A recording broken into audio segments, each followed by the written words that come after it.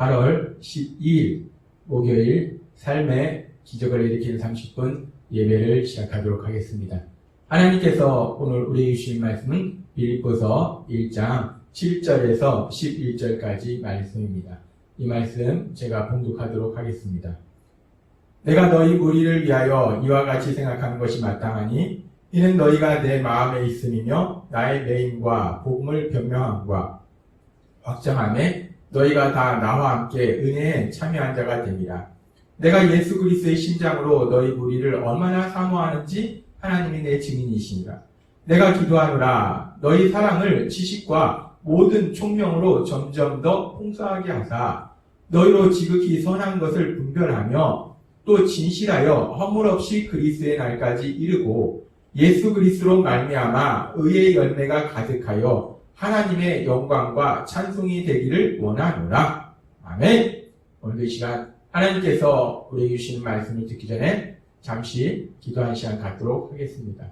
하나님 아버지 감사합니다. 오늘도 연약하고 어리석고 미련한 저희들을 사랑하셔서 저희를 만나주시고 저희에게 말씀하여 주시니 감사합니다.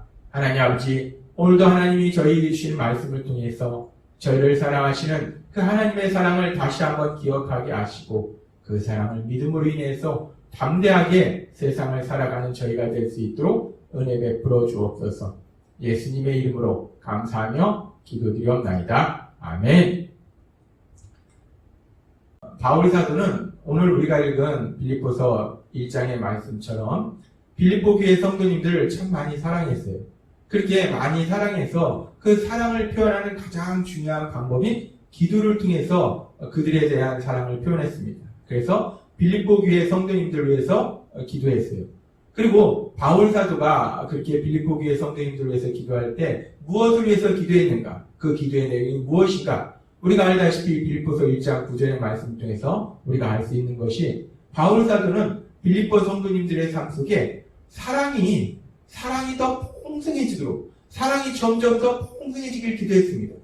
그렇게 사랑이 점점 더 풍성해져서 참된 행복을 누리도록 기도할 때 그 사랑이 풍성해지기 위해서 필요한 두 가지에 대해서 말하고 있습니다. 어제도 하나님께서 말씀하신 것처럼 그 첫 번째는 무엇이냐면 지식입니다. 지식. 여기서 말씀하는 지식은 세상의 학문에 대한 지식이 아니라 성경의 말씀을 통해서 하나님의 말씀을 통해서 하나님에 대한 이 땅을 창조하시고 이 땅을 다스리고 계시고 죄인된 우리를 사랑하시는 그 하나님에 대한 그 지식, 그 하나님에 대해서 더욱더 많이 알아갈수록 하나님이 우리를 어떻게 사랑하시는지 얼마나 많이 사랑하시는지를 더욱더 알아갈수록 우리가 그 하나님의 사랑을 체험하게 되고 그 하나님의 사랑이 우리 안에 가득히 흘러넘치는 하나님의 사랑이 풍성해지는 삶을 살 수 있다라고 말씀하셨어요. 그렇게 먼저 우리가 하나님에 대한 지식을 통해서 우리 안에 하나님의 사랑이 가득 흘러넘치면 이제 우리는 사람들을 사랑하는 삶을 살 수 있습니다. 그리고 우리가 그렇게 사람들을 사랑하는 삶을 살 때 그 사랑하는 삶을 살기 위해서 필요한 것 중에 하나가 총명입니다. 빌립보서 1장 9절의 말씀에 나타나는 총명이에요. 우리가 사람들을 사랑하기 위해서 총명이 필요합니다. 총명이라는 것이 무엇인가? 총명이 머리가 좋은 것인가?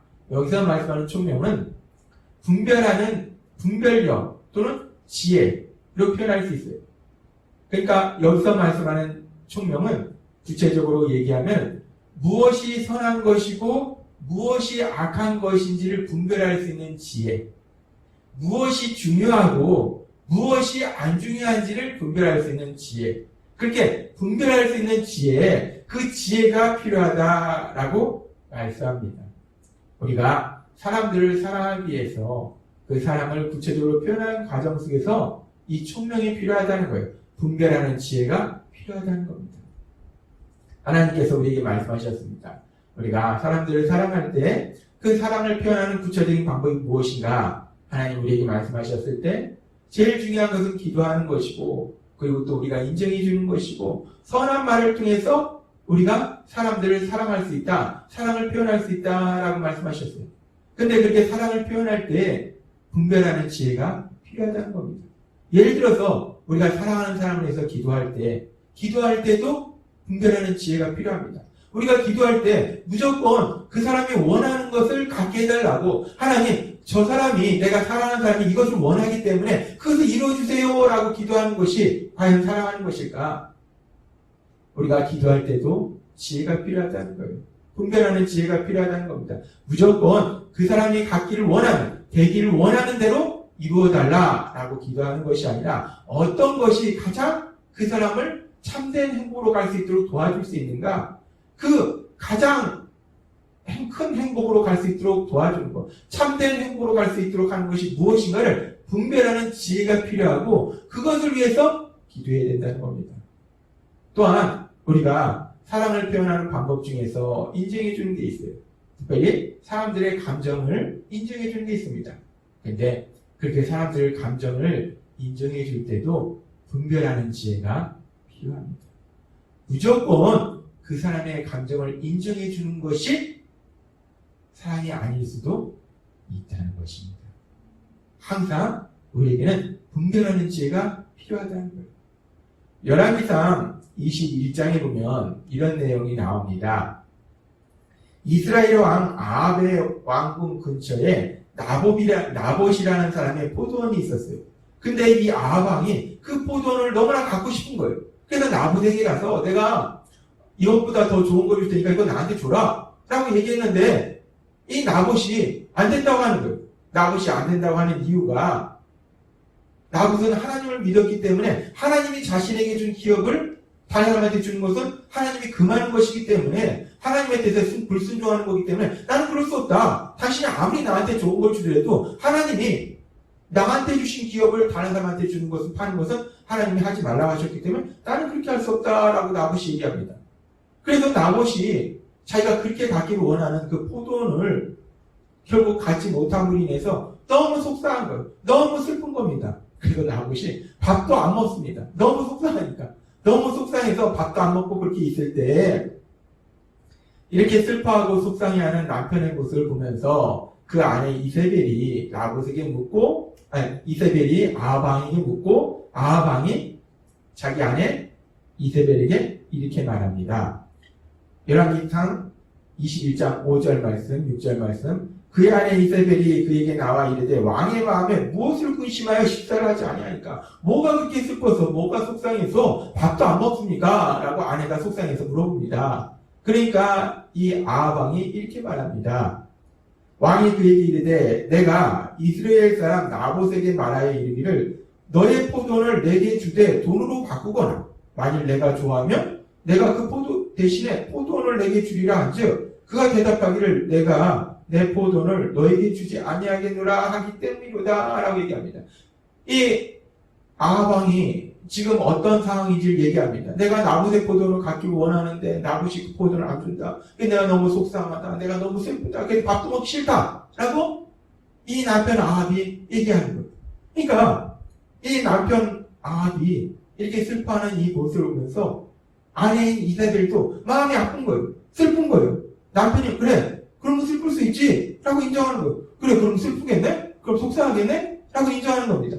그러면서 이 아내 이세벨이 그렇다면 내가 내 남편을 기쁘게 해줘야지 라고 해서 이 이세벨이 이렇게 말합니다. 열왕기상 21장 7절 말씀.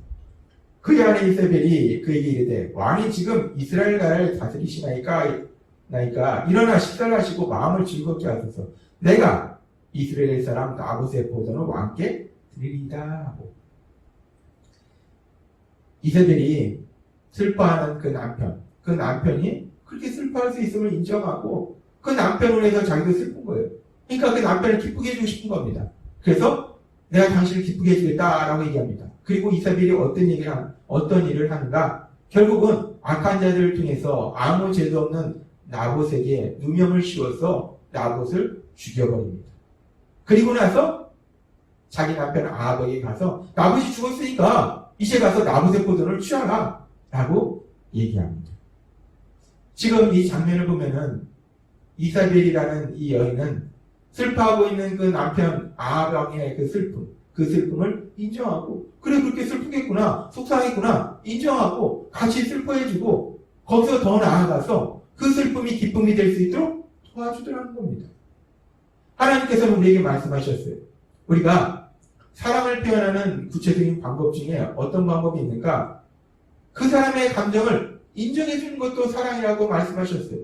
만약에 슬퍼한다면 그래 슬플 수 있지. 그렇게 속상할 수 있지.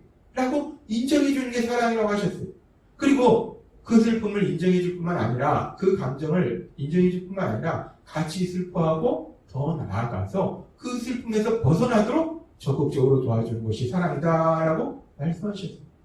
근데 오늘 우리가 열왕기상 21장에서 보는 이 이세벨의 모습에 보면은 그 하나님의 말씀과 일치하는 것 같아요. 남편 아하방이 슬퍼하니까 그래 그렇게 슬퍼할 수 있지. 뭐 그런 거 가지고 슬퍼하냐라고 하지 않고 슬퍼할 수 있지. 그렇지 그런 일 가지고 속상할 수 있지. 인정하고 같이 슬퍼하고 그래서 슬퍼하는 그 남편이 기뻐할 수 있도록 적극적으로 도와줍니다. 그런 모습을 봤을 때 지금 이세벨의 이런 모습이 정말 하나님 말씀대로 감정을 인정해주고 또 기뻐할 수 있도록 도와주는 사랑이구나 라고 생각할 수도 있다는 겁니다. 그런데 뭔가 좀 이상합니다. 이것을 사랑이다라고 말하기는 뭔가 우리가 좀 이상해요. 과연 이세벨이 그렇게 남편 아합의 그 감정을 인정해주고 남편이 슬퍼할 때 그 슬픔이 기쁨으로 바뀌도록 적극적으로 도와주는 이런 것들이 과연 사랑이라고 우리가 얘기할 수 있을까? 과연 이것이 사랑일까? 물론 이세벨이 지금 이 자리에 있다면 이세벨은 우길 겁니다. 사랑이다. 난 남편 사랑해서 그랬다. 라고 당당하게 두 눈 부릅뜨고 주장할 겁니다. 근데 이세벨이 주장한다고 해서 그것이 사랑일까? 이런 모습이 과연 사랑일까? 감정을 인정해준 거 맞고 슬퍼하는 사람이 기뻐하도록 도와준 거 맞아요. 그런데 이것이 과연 사랑일까? 하나님께서는 사랑에 대해서 고린도전서 13장 4절부터 이렇게 말씀합니다.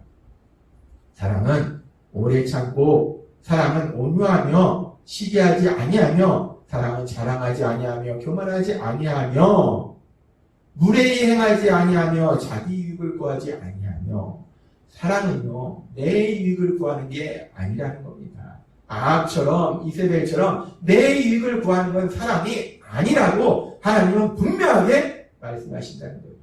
뿐만 아니라 하나님은 더 명확하게 말씀하십니다. 성내지 아니하며 악한 것을 생각하지 아니하며 이세벨이 아무 죄도 없는 나봇에게 죄를 씌워서 죽이는 악한 일을 행했습니다. 악한 것을 생각하지 않는 것이 사랑이다라고 말씀합니다. 고린도전서 13장 6절을 말씀합니다. 불의를 기뻐하지 아니하며 불의를 기뻐하지 않는다는 것.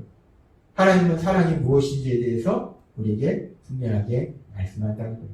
우리가 이세벨이 남편의 슬픔에 같이 그 슬픔을 인정해주고 그 감정을 인정해주고 그 슬픔에서 벗어나도록 도와주는 그 모습을 보면 사랑이구나, 사랑이 그쪽의 표현이구나 라고 우리가 생각할 수도 있지만 하나님의 말씀에 비춰봤을 때 이것은 사랑이 아니라는 겁니다. 무조건 그 사람의 감정을 인정해주는 것이 사랑이 아니라는 겁니다. 그래서 우리가 사람들을 사랑하는 삶을 살 때 우리가 사람들과 정말 사랑이 넘치는 그런 삶을 살 때 필요한 것이 총명이라는 것. 선한 것과 악한 것, 중요한 것과 중요하지 않은 것을 분별할 수 있는 그 지혜가 필요하다는 겁니다. 이렇게 분별하는 지혜가 없다면 우리가 사랑을 표현하기는 하는데 사랑한다고는 하는데 그래서 그 사람의 감정을 인정해주고 그 사람을 도와주기는 하는데 그것이 그 사람을 참된 행복으로 가도록 도와주는 것이 아니라 오히려 그 사람이 더욱더 악한 길로 가도록 그 사람의 악을 인정해주는 그 사람의 악과 동참하는 그런 죄를 범할 수도 있다는 것입니다. 그래서 우리는 사람들을 사랑할 때 지혜가 필요합니다. 분별하는 지혜가 필요해요. 무조건 그 사람의 감정을 인정해 주는 것이 사랑이 아니라는 겁니다. 무조건 그 사람의 노력을 인정해 주는 것이 사랑이 아니라는 겁니다. 악한 일을 꾀하고 있는데 너 정말 열심히 하네? 그건 사랑이 아니라는 거예요. 무조건 잘할 수 있다 라고 격려해 선한 말을 하는 것이 사랑이 아니라는 거예요. 지금 악한 일을 꾸미고 있는데 너 잘할 수 있어 라고 격려하는 것이 사랑이 아니라는 겁니다. 그래서 사랑을 표현하는 데는 총명이 필요하다는 거예요. 분별하는 지혜가 필요하다는 겁니다. 무엇이 선한 것이고 무엇이 악한 것인지, 무엇이 중요하고 무엇이 중요하지 않은지를 분별하는 지혜가 필요하다는 거예요. 특별히 가장 중요한 것은 그 무엇보다도 하나님의 선하신 뜻이 무엇인가, 그 하나님의 선하신 뜻이 무엇인지를 분별하는 지혜가 필요하다는 거예요. 그래서 바울 사도는 빌립보서 1장 9절에서 이렇게 기도하는 겁니다.